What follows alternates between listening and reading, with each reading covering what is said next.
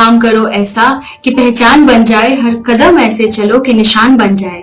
यहाँ जिंदगी तो हर कोई काट लेता है, यहाँ जिंदगी तो हर कोई काट लेता है। जिंदगी जियो तो इस कदर कि मिसाल बन जाए। नमस्ते, आदाब, सत श्री अकाल एंड हेलो आप सभी को जो आज इस वीडियो से जुड़े हैं। आज मैं एलिजा दत्ता पेशे से एक टीचर आई हूँ एक कहानी लेकर, एक कहानी जो आपको राह दिखाने में मदद करेगी, एक आईना जो आपको अनगिनत हकीकतों से रूबरू कराएगी। लेकर आई हूँ एक नाम जो आपने सुना तो कई दफा होगा, मगर बहुत कम ऐसे होंगे जिन्होंने समझा होगा। जी हाँ, लेकर आई हूँ एक ऐसे इंसान की कहानी जिनके नाम भर से ही इंसानियत का परचम आसमान को छू जाता है। वैसे तो ये नाम किसी पहचान की मोहताज नहीं है, फिर भी चलिए आज पहचान करते हैं हमारे बेहद अजीज, बहुत खास और हम सब के अति चहीते मौलाना बदरुद्दीन अजमल साहब से, मेरे चाचा जी से। मौलाना बदरुद्दीन अजमल कासमी एक ऐसा नाम है जो आज हजारों युवाओं की जुबान पर है, लाखों माओं की दुआओं का हिस्सा है ये नाम, तो हजारों बच्चों के सपनों का मार्ग है ये नाम। हजारों लाखों यतीम, अपाहिज, बेवा और पिछड़े हुए वर्गों की जिंदगी को रोशन करने का चिराग है ये नाम। जी हाँ, बहुत खास है ये नाम, मौलाना बदरुद्दीन अजमल साहब। एक ऐसा नाम जो किसी आशियाने से कम नहीं, जिन्होंने न जाने हजारों बेघर इंसानों को पनाह दिया है। जैसे कि मैंने पहले ही कहा था कि ये नाम किसी पहचान की मोहताज नहीं है, फिर भी आज उनकी भतीजी और अजमल फ्रेटर्निटी का एक छोटा सा हिस्सा होने के नाते मैं कोशिश करूंगी कि आप सभी को इस वीडियो के माध्यम से हमारे बहुत अजीज मौलाना बदरुद्दीन अजमल साहब के किरदार से परिचय करवा सकूं, जिनको सुनकर आप भी ये कहने पर मजबूर हो जाएंगे कि जी हाँ, इंसानियत आज भी इस धरती पर जिंदा है। मत देखिएगा इस वीडियो को अगर आप इंसानियत को मजहब के नाम पर बांटना चाहते हैं। ये वीडियो उनके लिए नहीं है जो देश को, अपनी माँ को धर्म और जात के नाम पर बांटना चाहते हैं, क्योंकि हिंदुओं से नफरत करो ये कुरान नहीं कहता, भारत में मस्जिदें तोड़ो ये श्री राम नहीं कहता। हिंदुओं से नफरत करो ये कुरान नहीं कहता, भारत में मस्जिदें तोड़ो ये श्री राम नहीं कहता। रोटी की कोई धर्म नहीं होती, पानी की कोई जात नहीं होती। जहाँ इंसानियत जिंदा हो वहां मजहब की बात नहीं होती। किसी को लगता है हिंदू खतरे में है तो किसी को लगता है मुसलमान खतरे में है, किसी को लगता है हिंदू खतरे में है तो किसी को लगता है मुसलमान खतरे में है। धर्म का चश्मा उतार कर देखिए साहब, इस देश को बांटने वाले कुछ लोगों की वजह से आज हमारा हिंदुस्तान खतरे में है। बात करेंगे हिंदुस्तान की, जिसको आगे लेकर जाने का सपना देखा था स्वामी विवेकानंद जी ने, तो मौलाना अबुल कलाम आजाद और डॉक्टर एपीजे अब्दुल कलाम जैसे महान हस्तियों ने सपना देखा था कई माओ और बहनों ने कि शिक्षा के मार्ग को अपनाकर अपने देश का परचम पूरी दुनिया में लहराएंगे। जी हाँ, उसी शिक्षा के मार्ग का मसीहा बने हुए हैं हमारे मौलाना बदरुद्दीन अजमल साहब।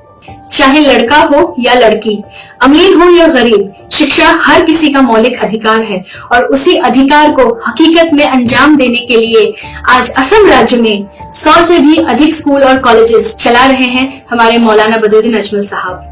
जहां जंगल बोलकर बहुत से लोग भूल चुके थे असम को, वहीं विदेश में कार्यरत होकर भी नहीं भूले अपनी वास्तविकता हमारे मौलाना साहब। तभी तो आज उनके दोनों हाथ कामयाबी के आसमान की बुलंदियों को छू रहे हैं, मगर पैर आज भी उनके जमीन से जुड़े हुए हैं। आज पूछिए हजारों युवाओं से तो कहते हैं डॉक्टर या इंजीनियर बनना है, और सबसे पहले आता है उनके जुबान पर एक ही नाम, अजमल सुपर 40। कहते हैं डीएम बनना है, कलेक्टर बनना है, सिविल सर्विसेज ज्वाइन करना है, तो आता है सबसे पहले जुबान पर एक ही नाम, अजमल आईएएस एकेडमी। कौन नहीं जानता अजमल सुपर 40 को। डॉक्टर और इंजीनियर बनने के साथ साथ सपना होता है अजमल सुपर 40 में पढ़ने का, और ऐसे हजारों बच्चों को, उनके सपनों को पूरा किया है हमारे मौलाना साहब ने। अमर सिंह थापा, संजीत बिस्वास, गुड्डू चौहान, विश्वरूप बिस्वास जैसे बहुत से बच्चे ऐसे होंगे जो गवाही देंगे कि मौलाना बदरुद्दीन अजमल साहब उनके लिए किसी फरिश्ते से कम नहीं। जहां बहुत कम उम्र में मुसलमान बच्चियों की शादी करवा दी जाती थी, उस प्रथा को रोककर उनको शिक्षा के मार्ग पर चलाना, उनके सपनों पर हकीकत का पंख लगाकर उनको कामयाबी की उड़ान भरना किसने सिखाया? जी हाँ, मौलाना बदरुद्दीन अजमल साहब ने। कुछ लोग जो हकीकत से अनजान है, आसान है उनके लिए ये कहना कि वो तो बस एक मौलाना है, भगवान थोड़ी। तो बता दो उनको कि भगवान के भेजे हुए मसीहे की तरह हजारों घरों को रोशन किया है हमारे मौलाना साहब ने। उन्होंने खुद इस्लामिक स्टडीज में मास्टर्स की हुई है, जहां उनकी तालीम पूरी तरह से इस्लामिक फंडामेंटल्स के तौर से हुई हो। वहीं पे उस राह से अलग चलकर मॉडर्न एजुकेशन की नींव को मजबूत करना ये अपने आप में बहुत बड़ा रिस्क था। खुदा ना खास्ता अगर डगमगाते उनके कदम तो लाखों उंगलियां तैयार थी उनके खिलाफ उठने के लिए, मगर कहते हैं ना कि मुद्दई लाख बुरा चाहे तो क्या होता है, वही होता है जो मंजूर खुदा होता है। जहां हजारों उंगलियां तैयार थी उनके खिलाफ उठने के लिए, वहीं अपने पाक साफ इरादों से उनको दुआओं में बदल दिया और आज हजारों लोग दुआ करते हैं हमारे मौलाना साहब के लिए। हजारों माएं और बहनें दुआ पढ़ती है, जिनमें एक माँ मेरी भी शामिल है। सिर्फ शिक्षा ही नहीं, इंसानियत की मिसाल दिखती है जब आप खुजाई जिले में स्थित हाजी अब्दुल माजिद मेमोरियल हॉस्पिटल जाते हो। जी हाँ, जहाँ मजहब देखकर आपका इलाज नहीं किया जाता, बल्कि जरूरतमंद को उसके जरूरत के हिसाब से best of the best technology use करके ट्रीटमेंट किया जाता है। एक दौर है जहाँ विदेश जाकर लोग अपने वतन, अपने माता पिता को अक्सर भूल जाते हैं।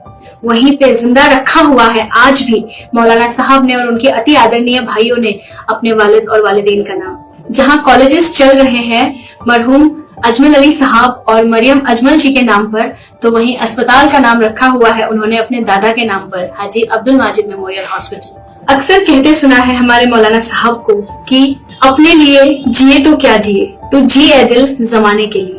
और उनको सिर्फ ये कहते ही नहीं बल्कि इस बात को सिद्ध करते हुए देखा है मैंने।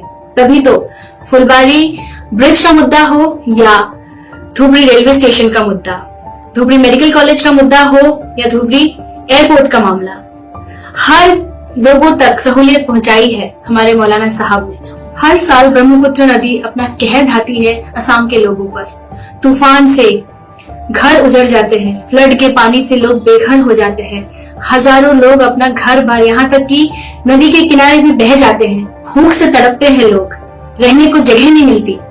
उन मामलों में राहत पहुंचाती है अजमल फाउंडेशन और अक्सर मौके पर मौजूद होते हैं खुद मौलाना साहब और उनका परिवार।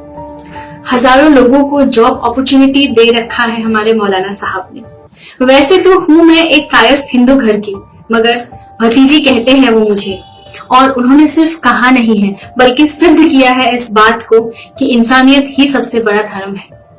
होजाई जिले के मशहूर समाज सेवक कमल दत्ता साहब, मेरे सगे चाचा, आगे बढ़कर मौलाना साहब को अपना भाई कहते हैं। दत्ता फैमिली और अजमल फैमिली के लिए ईद और दुर्गा पूजा दोनों बराबर है। ऐसी है हमारे मौलाना साहब की उदारता।